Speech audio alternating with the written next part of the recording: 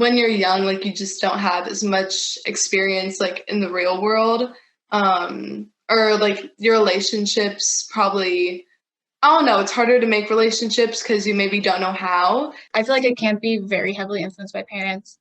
And obviously, like, unhappiness in marriage is like bigger than I think than it was when we were younger.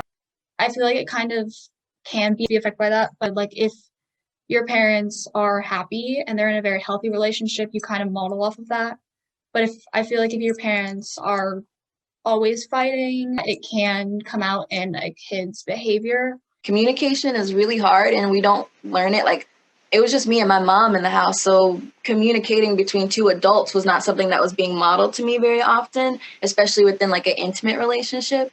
So if you don't learn that at home, there has to be some space outside for you to kind of get those chances of having some viewing someone in a healthy way doing something. A lot of parents, they grew up and things were a lot more, everything was a lot different. So they think it's okay because they grew up like that and they're raising their kids the way they grew up, even though it's completely different with the times. A lot of kids have to work off of media to understand, like to get any sort of grasp about what's normal for people outside of their family, right? Because like you get those interactions with your family all the time, but you see on TV all these other types of people doing all this other stuff, and you're like, oh, that's what, okay, that shapes my idea, even though you're not consciously thinking that, right? And also, I feel like a lot of TV shows, they don't necessarily portray like abusive relationships, but they're never really that healthy in TV shows because they always want to create drama in TV shows, obviously. But like,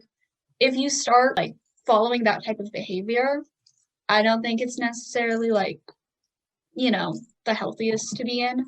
But also, like, if you know what is healthy and you have had influences that show you what it is, I think that can definitely help with it. I see nowadays, like media, since a lot of people like record everything nowadays, like I feel like you can see violence a lot more easily, like on Instagram, Twitter, like all of that, just all over social media. Yeah. So that I feel like that can be good or bad.